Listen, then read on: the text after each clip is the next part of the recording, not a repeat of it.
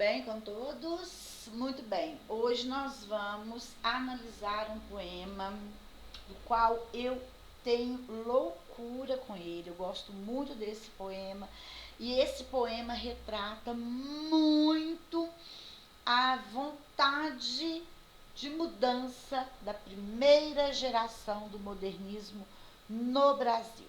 Nas nossas últimas aulas nós falamos sobre desculpem-me, o movimento, né, da Semana de Arte Moderna, o fomento desde 1917 até chegar em 1922, 100 anos da independência do Brasil, aí já para poder começar a independência cultural brasileira, para ser uma cultura todinha nossa, de essência brasileira, com a nossa brasilidade, com a nossa cor, com a nossa vontade, com o nosso linguajar, que nos é tão particular, né?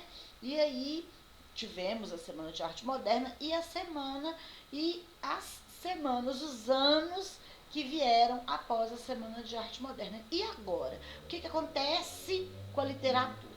E aí hoje eu quero declamar um poema para a gente discutir esse primeiro momento de modernismo no Brasil. Vamos lá?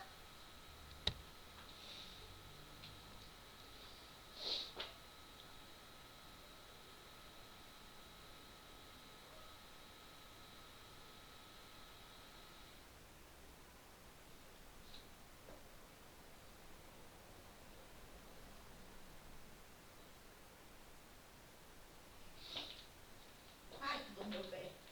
Já, meu Deus.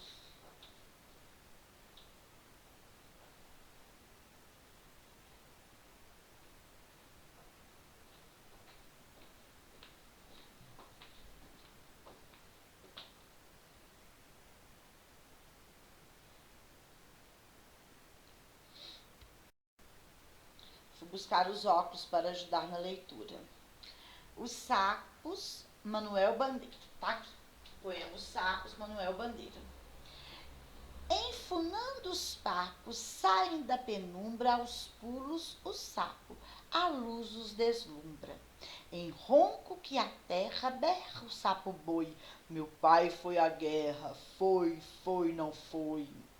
O sapo tanoeiro, parnasiano aguado, diz, meu cancioneiro é bem martelado, vede como primo em comer os hiatos. Que arte! Eu nunca rimo os termos cognatos. O meu verso é bom, frumento sem joio, faço rimas com consoantes de apoio. Vai por 50 anos que lhes dei a norma, reduz sem danos as formas, a forma. Chame essa paria em críticas céticas. Não há mais poesia, mas artes poéticas.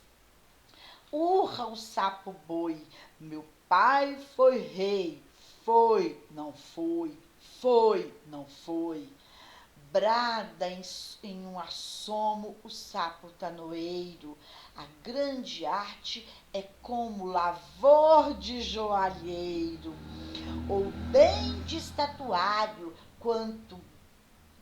tudo quanto é belo, tudo quanto é vário, canta no martelo.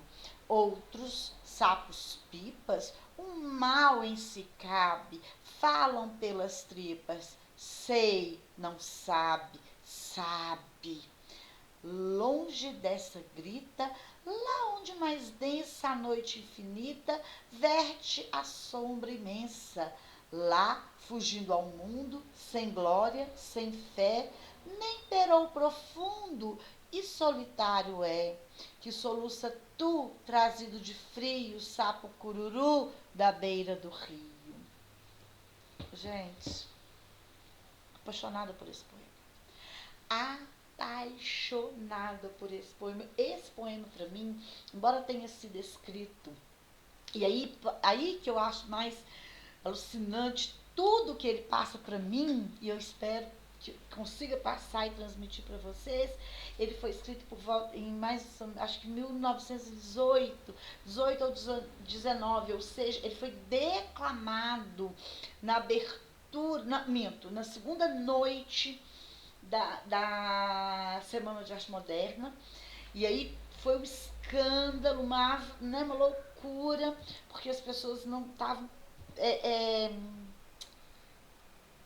preparadas para ouvir tamanha crítica ao parnasianismo.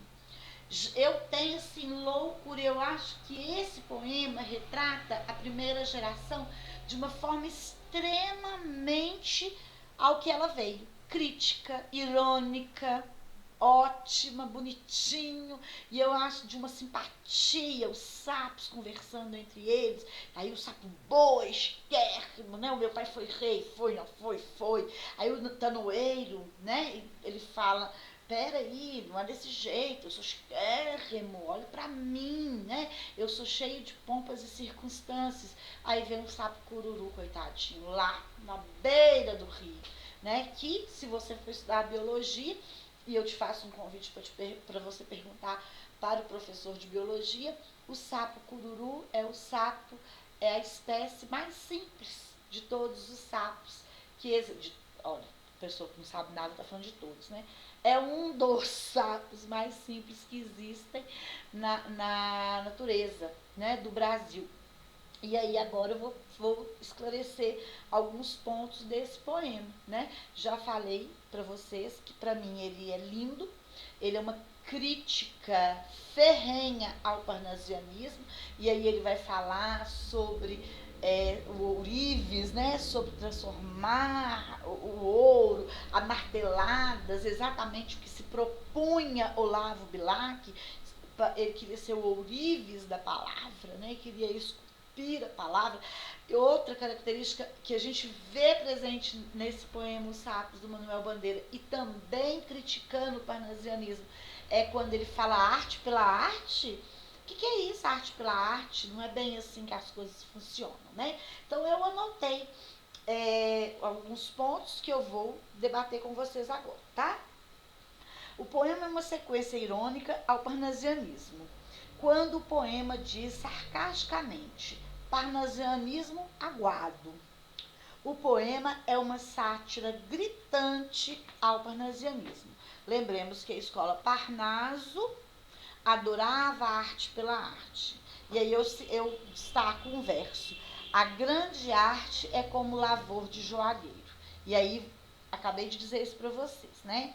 Arte pela arte, lavor de joalheiro. Exatamente o que se propôs Olavo Bilac ao dizer que queria ser ourives, joalheiro da palavra. Enquanto ele não tivesse o verso perfeito, ele não estaria satisfeito. Mesmo que isso durasse, sei lá, né?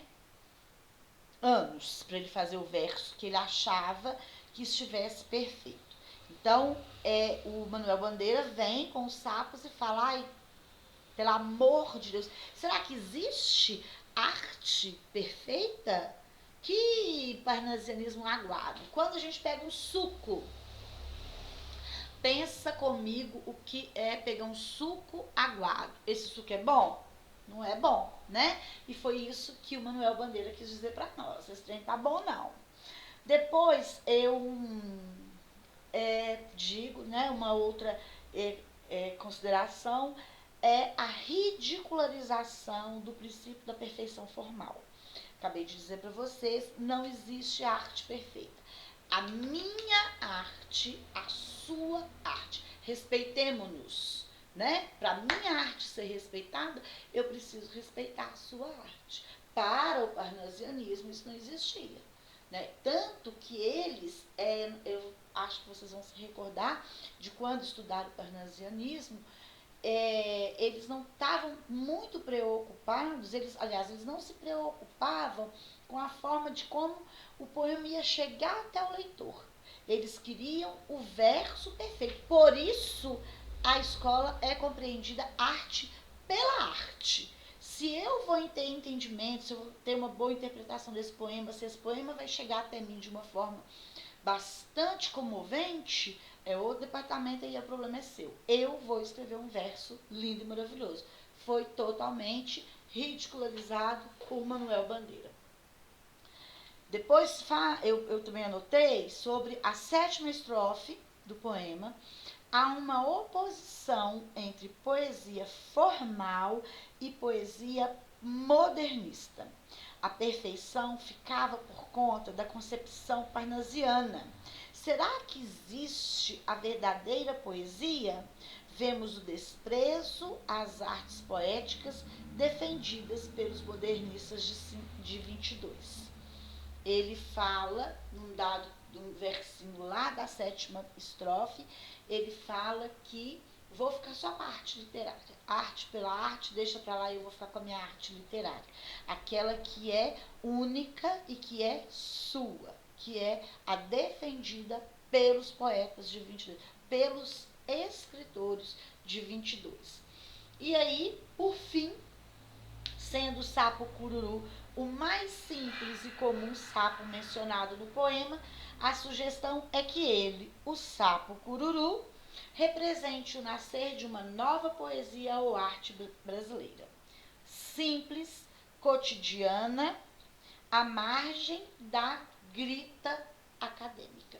Que é isso que ele fala no poema dele. Então, vou chamar. Não quero saber do sapo boi, do sapo tanoeiro, eu quero mirar-me no sapo cururu da beira do rio. Aquele que a gente encontra em qualquer rio, aquele que a gente encontra em qualquer vargem, né? Quando tem água. Então é ele, o normal, o simples, e era o que era defendido por essa primeira geração. Né? Essa geração, com seus manifestos, com a sua nova forma de fazer literatura, o que eles defendiam? Eles defendiam que o brasileiro precisava querer uma arte nova, uma nova forma, uma simplicidade. Vou tomar de base o movimento da antropofagia, né? Então eu quero o que é nosso e em essência. Posso até olhar para o que vem de fora, para o que é belo lá fora, mas eu quero trazer para o mundo, levar, né, melhor dizendo, para o mundo o que é nosso também, o que é feito aqui com simplicidade, com o cotidiano, com as palavras que nós vamos falar e todo mundo vai entender. Na nossa próxima aula, nós vamos analisar um poema que eu tenho loucura com ele. Eu ponho esse poema em várias épocas da minha vida. Eu trabalhando a língua portuguesa, eu chamo esse poema para me ajudar. Trabalhando a literatura em outras oportunidades, eu chamo esse poema para me ajudar também, que é o poema intitulado de Pronominais, do Oswald de Andrade. Na próxima aula, nós vamos analisar juntos os pronominais de Oswald de Andrade. Até lá, beijinho para vocês.